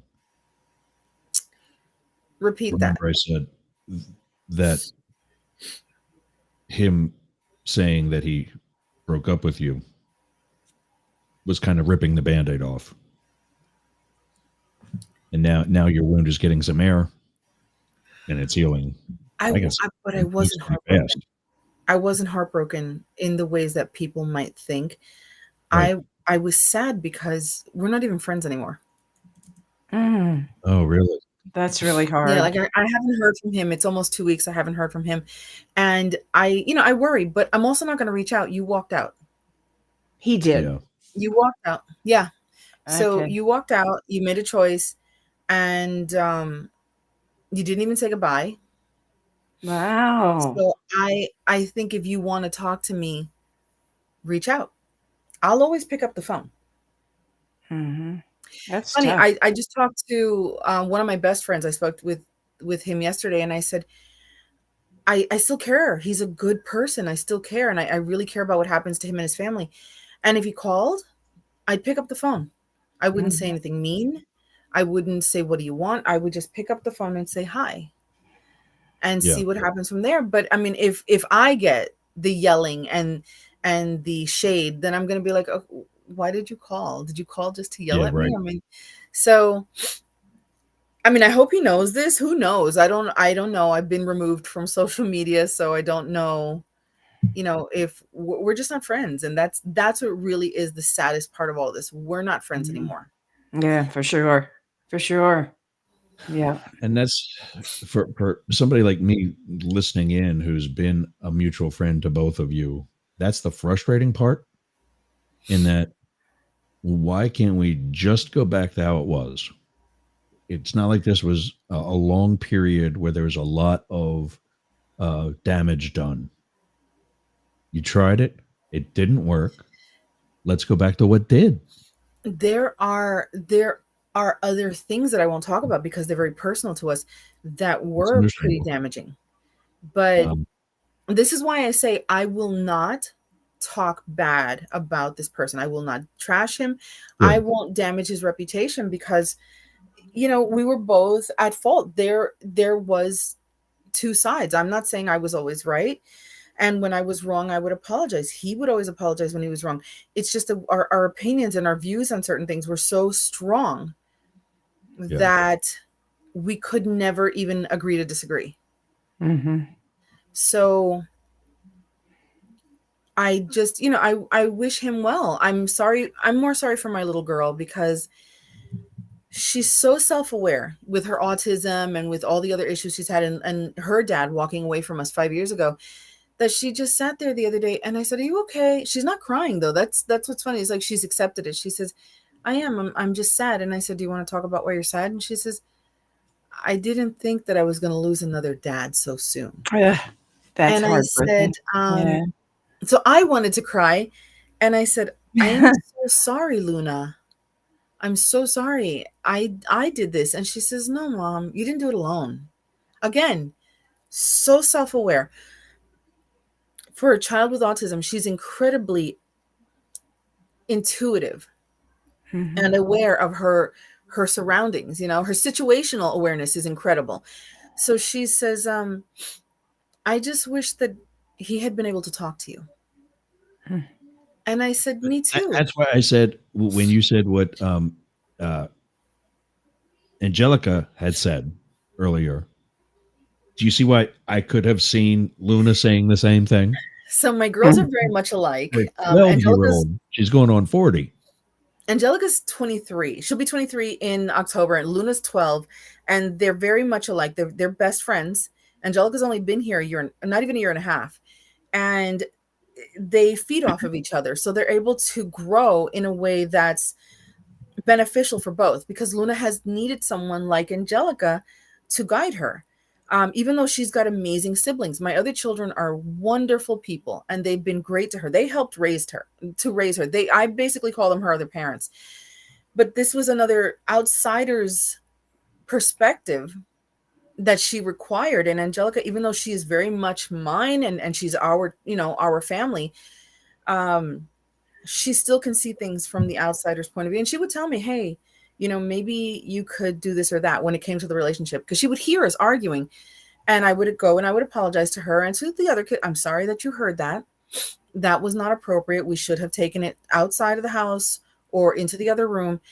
And, Angelica would come and say, maybe you were a little rough on him, because I don't yell. I just say things. And I said, you're right. I probably could have been a lot nicer.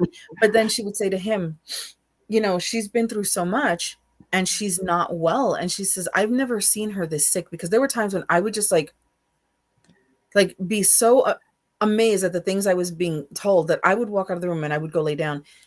And one weekend, oh my goodness, I actually said to her, I need to nap. I need you to come check on me in an hour. And she says, what? You've never asked me to check on you. I said, please just do it. That was how I felt. I felt completely drained. I felt like I could collapse. I went to my room, and an hour later she came in and she says, hey, I just wanted to see if you're okay. And I said, thanks for checking on me. And she told him, she says, I've never seen her like this. And maybe you could just recognize that this is hard on her too. It's not just hard on you moving from one place to someplace brand new and having to squeeze your family into a small space, but maybe you could remember that she's also making changes in her own world to fit you in. And every time there was an argument, I don't chase. I would sit and say, okay, I need you to talk to me. Tell me why you're angry with me so we can work this out. Because that's how I communicate. Ross, that's how I communicate. Let's talk about this.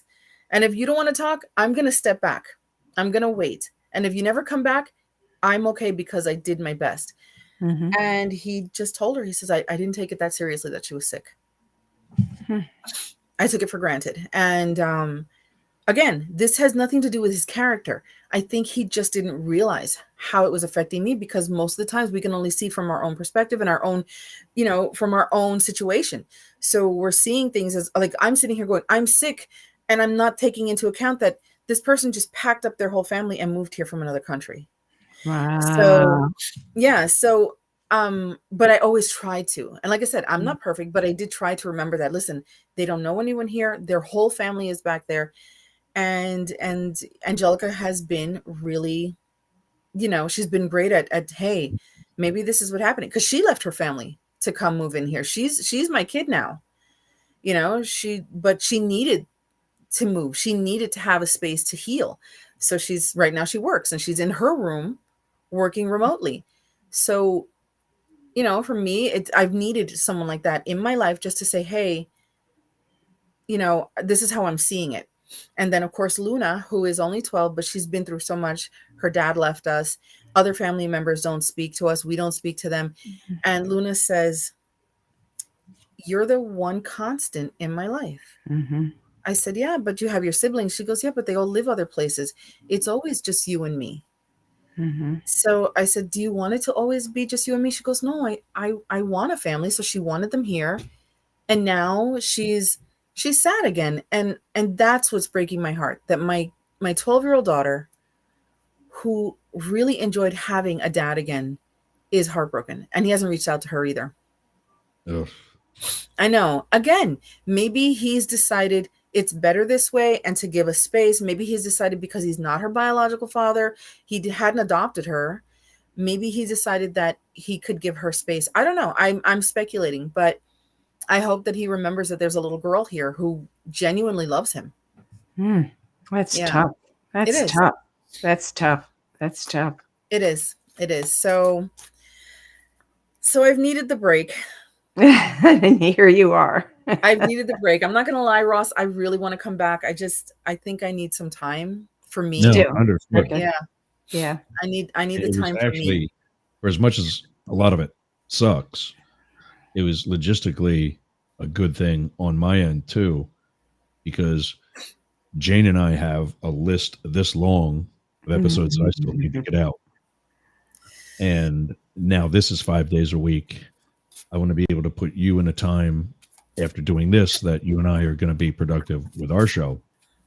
So, yeah. Well, we're working on other stuff too. You know, Luna's looking to start her own podcast. Yeah. And- How's the Sunday podcast going too? We can't seem to get a handle on it because everyone's got different schedules. I think Yeah. that there's maybe one person that I can continuously do this with, but maybe bring other people to spotlight in place of the two other co-hosts. But I also don't want to take away from them. So we're Right. also looking for another platform where we can manage this, because I'm not technologically savvy, and one of the others is. The two of the others are like, okay, well, we could do it here, but we really need to have a meeting. And, you know, we'll be at Creative Con. We're going to have a panel of podcast hosts who are on the spectrum. And then we'll be able to talk about this. I love that.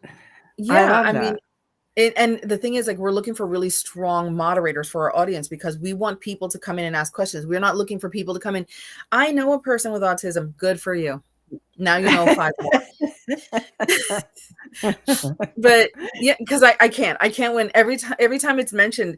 And so, oh, Marcella, I didn't realize you were on the spectrum. You don't look like you're on the spectrum. And then I go, and then I have to bite my tongue, because my initial response is, well, you don't look stupid, and yet here you are. And then there's oh I my know God. someone with autism. I said, that's great. Now you know another person. I mean, really, come on. And When then you- yeah. so we Yeah. don't want people in the audience telling us their story. Well, I have a brother and I have a sister. That's fantastic. Go and host your own panel. We want people just to ask us specific questions. We're making a pamphlet that's going to dispel a lot of the myths of autism. And it's going to say question and answers only. So come in, ask your question about what it's like being a podcast host with autism, and then keep it going, because I have no tolerance. Tell him, Ross, I have no patience. It's like, shut the fuck up and keep it moving. Okay. So we actually have one already. Lois Villa is going to be one of our moderators. She'll be running around the audience with a mic.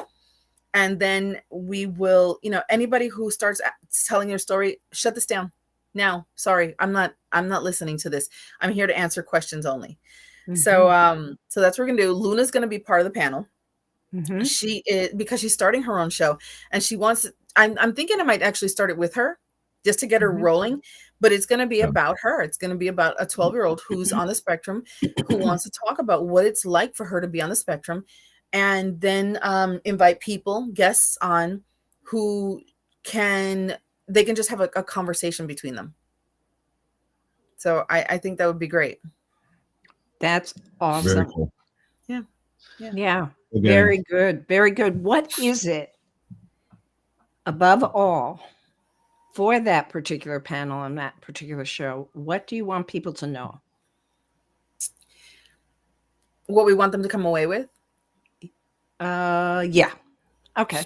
Well, That what works. the takeaway we want from that is that we're all on the same journey. Everybody who has a podcast is on the same path. They have a specific reason for having their podcast, their show. And that although we're not exactly like most people, we can still do this, but we do it in our own way. So we, you know, when we talk to people, sometimes some of us will our minds just start to trail off. It's like, and it's not ADD or ADHD. We literally sometimes, because sometimes people will go on and on. And then I'm like, oh my God, I can't. This is triggering for me. Shut up. Go away. And then, no, I mean, listen, the podcast I worked on before this one, Ross, the host would just talk. And I would be sitting there like this. Uh-huh. And then I would be like, I have a full day. I cannot be here all fucking day listening to you talk. Or he would want to ask a question of a guest. What? Radio. They'll bleep me out. So he would go on these tangents, and then I would realize he was telling a story because he wants to ask a question, but he needed to get his story out. And I would say, can you just shut up? Can you just ask your question? Like, why are we doing this? I thought I was going to be here half an hour, and now we're in 2 hours. Oh my gosh. Yeah, because all of his questions required an explanation. And I would be like, oh my God, please don't do this to me. So I can't. And then sometimes I would like message him, I'm getting bored. Hey, you said that to me. I've said that to you. That one, not bored, but I think we need to wrap up or something, some message like that. Let's move this along. Hey, can we wrap this up? Yeah. One of the guests is known for kind of dragging on. And that's why you had given me that heads up. But I can't remember who that was, but I can only imagine with somebody I brought on. Say anyway, in case they're listening. It's okay. We could say. You could say we to me. I do need to cut in one real quickly because we're at 5:59 p.m. in London, the 12:59 here in Atlanta, who we're about to lose. Yep, there they go. So I've got to do a little switcheroo thing here. Is it? God, anyway, while he's doing that, it's been nice seeing you, Marcella. It's good, and there are so many aspects to what you do and who you are that I want to know more about. So hopefully I'll see you again soon. I'll come back. Okay. I got to go. Mirror Mondays. See you, Jane. And Both Sides Now. And that's a good spot right there. Yeah. Sounds good. You can get Marcella, MARCC, 2 C's, 2 L's, Marcella.com. Also at Marcella_Palooza if you want to see her on Instagram. Studio B in Boyertown, Pennsylvania, Studio BBB, 3Bs.org. That's where you can reach Jane. And don't forget about Creative Con. We mentioned that a few moments ago. CreativeCon.com. That's CRE, the number 8, TIV, con.com. This coming February. And if you missed any of that, you need to ask for any help getting more, go to Newz, N-E-W-Z, at yergs.com and write us that way. Ladies, thank you. Thank you. Monday. Speaking and of day, have a great week. We all need to get back to the rest of it. You got it. So let's see if I have music somewhere stored here.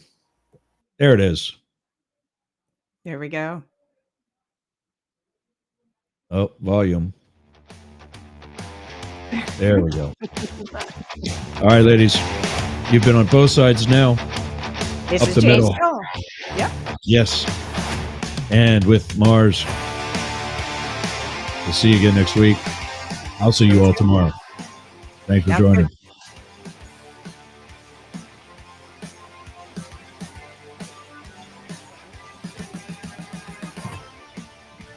Overlays. There it is. Boom.